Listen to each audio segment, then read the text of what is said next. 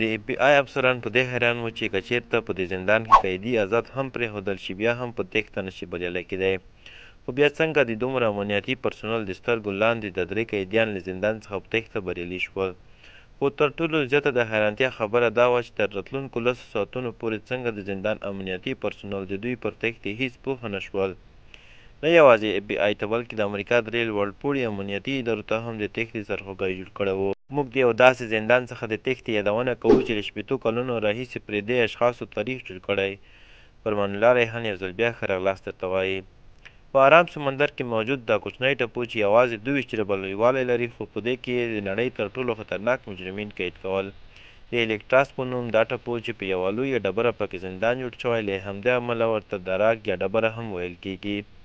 یو خو دا ټپو په خپل چاپیریال کې یوازې سمندر لري، او بل له دې څخه 15 فوټه لوړ دفاعي دیوال هم راتاو کړل شوی. دې ټولو حالاتو ته په کتو سره په کال 1943 کې د زندان ته د فدرالي زندان نوم ورکړل شو، چېرته چې له حده زیات سیکیورټي ورکوله. په دې معنا که دې جیل ته یو ځل څوک ور داخل شي، د هغه وتل به په خپل لاس ترې بیرته هیڅ امکان ونه لري. دې جیل ته د انسکیپیبل یعنې د نه ماتېدونکي زندان درجه ورکړل شوې وه. خو په کال 1962 د جولای په 12 د الکټراس ټوله حمایت هغه وخت ماته شوې چې دې دریو زندانیانو په ډېر مهارت سره امنیتي پرسونل ته دوکه ورکړه او له زندان څخه په تېښته بریالي شول. خو د دې کیسې اصلي طرحان دا 4 اشخاص دي چې په دې کې جون انګلین او کلیرنس انګلین په خپلو کې سره ورونه دي. دوی له مخکې د یو بانک لوټلو په کیس کې بندیان وو. تر دوی وروسته دا د فرینک مورس چې د 14 کلونو په الکټراس زندان کې د بانک لوټلو په کیس کې قیدي وو. اخر کې دا د ایلن ویسټ چې مخکې یې هم له نورو زندانونو څخه د تېښتې هڅه کړې وه، په داسې حال کې چې ایلین د زندان کې تر ډېره وخت تېر و. له همدې امله ورته د جیل نقشه، لارې ګودرې ښې معلومې وې. په کال 1960 کې له الکټراس څخه د تېښتې پلان هم لومړی ایلین له خپلو ملګرو سره شریک کړی و.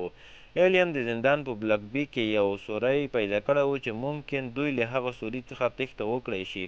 خو ستونزه دا وه چې دوی یوازې د ډوډۍ خوړلو پر وخت یو ځای کېدل او تل په دې هڅه کې وو چې د دوی جیل هم بلاک بي کې واوسي. خو له نیکه مرغه یو وخت دوی 3 واړه بلاک بي ته یوړل شول. دوی خپل لومړنی هدف ترلاسه کړ. ټول یو بل سره نږدې بلاک بي ته شفټ شول. تر راتلونکو 2 کلونو دوی کومې مشورې کولې هیڅ چاته معلومه نه وه. د کال 1960 د جولای په 12 د روټین مطابق ټول قیدیان د سهار په 7 بجو له خوبه پورته کړل شول. په اسمبلې کې تر شمیرلو وروسته معلومه شوه چې 3 قیدیان نشته. کله چې امنیتي کسانو د زنداني خونو لټون پیل کړ، دوی پر بلاک بي کې انګلین او ورور یې سره له فرینک مورس په خپلو خونو کې د ویده کېدو په حال کې ولیدل. دوی ته دا خبره هیڅ عادي ښکاره نه شوه. ورننوتل او د راویښ کولو هڅه یې وکړه. ګوري چې په کټونو کې نقلي سرونه ایښودل شوي. هغه 3 واړه تښتېدلي ول او په کټونو کې پراته سرونه یې له صابون، ګچ او له سیمنټو څخه جوړ کړي وو. له دې سرونو څخه یو په بیړه کې د لاس لګولو سره د لوېدو له امله مات شوی هم و. د دې منظر په لیدو سره ټول جیل امنیتي کارکوونکو او قیدیانو عقل کار پرېښود. دوی پر دې باور وو چې له ټاپو بهر نشي وتلی. د دې لپاره یې د ټاپو بشپړ چاپیریال کې پلټنې شروع کړې، خو هیڅ چېرته یې نوم او نښان پر لاس ورنه راغی. ټول یې یوې خبرې حیران کړي وو چې د دومره ټینګ امنیت سربیره څنګه دوی په تېښته کامیاب شول. په یاد ولرئ په دې تېښته کې ایلین ویسټ نه و چې په اصل کې دا ټول پلان هم د ده و. تر تحقیق وروسته معلومه شوه چې 3 واړو د خپلو خونو په دیوالونو کې د وینټونو سوریو په ازادولو سره وتلي دي. خو حیرانتیا هلته خپره شوه چې په دیوالونو کې 3 نه بلکې 4 د وینټونو سوري ویجاړ شوي وو. دا 4م وهل شوی سوری د ایلین ویسټ و چې د کوم لامل له امله ترې په وتو کې ناکام شوی و. ایلین ته په ښه توګه معلومه وه چې اوس د خلاصون هیڅ لاره پاتې نه ده. خپله دا ښه وبلله چې تحقیق کوونکو ته خپل ټول جوړ کړی پلان ووایي. همدارنګه ایلین اعتراف وکړ چې اصلا پلان ټول د ده و، خو نقلیه سارونو کې لګېدلي ویښتان یې د ویښتانو جوړولو په مهال غلا کړي وو.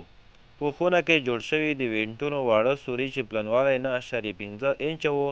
ایلین ته معلومه وه چې د دیوالونو پلنوالی یوازې 6 انچه دی. نه یوازې دا بلکې د مخ ته تګ لارې او سوري هم ورته معلوم و، ځکه ده د زندان په مختلفو برخو کې کار کړی و. تر 6 میاشتو پورې 4 واړه قیدیانو موقع په ترلاسه کولو سره د وینټونو سوري ازادول. دوی له پخلنځي څخه د راغلا کړی شوو کاشوغو په واسطه دا کار وکړ. په وروستیو کې د قیدخانو له واکیوم کلینر څخه یو ډریل هم جوړ کړی و دوی د دې وهل شویو سوریو پټولو پر مخ خپل سامانونه ایښودل. دا ټول کار به هغه وخت ترسره کوه کله به چې جیل کې د میوزیک اورېدو شور ماشور ساعت و. دا سور یو دهلیز ته وته چېرته چې هېڅ سکیورټي نه وه. له دې ځایه د اوبو اچونې پایپ سیده د بلاک چت ته تللی و چېرته چې ساختماني کارونه هم کېدل. په الکټراس کې د قیدیانو مصروف ساتلو په پار مختلف کارونه کېدل.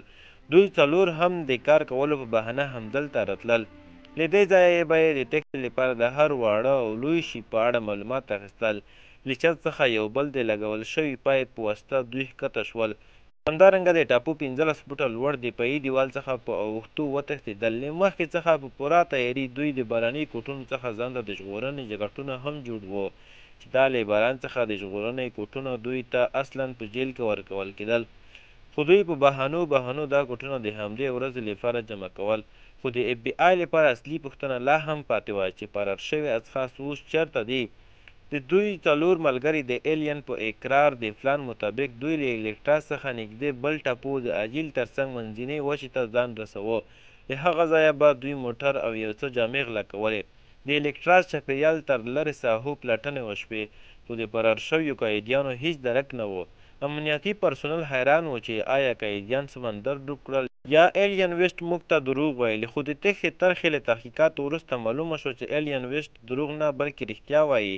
اوس له اف بي آی سره نور امنیتي ادارې هم د پلټنې لپاره شاملې کړای شوي. خو نه قیدیان په لاس ورغلل او نه هم د دوی د ژغورنې اسباب. خو له یو څه ځنډ وروسته دوی له کوټونو څخه جوړې شوي کڅوړې وموندلې چې پکې د قیدیانو شخصي سامانونه لکه د کورنۍ د غړو انځورونه او دوی ته رالیږل شوي خطونه وو. له دې څخه دا باور رامنځته شو چې شاید 3 واړه قیدیان ژوندي نه وي بچ شوي ځکه ګومان چې هیڅ قیدي به دا شخصي سامان په سمندر کې نه پرېږدي. دا چې په اوبو کې هر رنګه انساني جسد اوبه خپلې سطحې ته راپورته کوي. خو تر 2 میاشتو پلټنو وروسته هم نه د دوی جسد وموندل شو او نه یې هم د بدن کوم غړي. یوه نظریه دا هم وه چې 3 واړه قیدیان په سمندر کې د لامبو وهلو په واسطه تر وچو ځانونه رسولي دي. له 1962 یعنې تر تېښتې وروسته اف بي آی د انګلین ورونو کورنۍ نظر لاندې ساتله.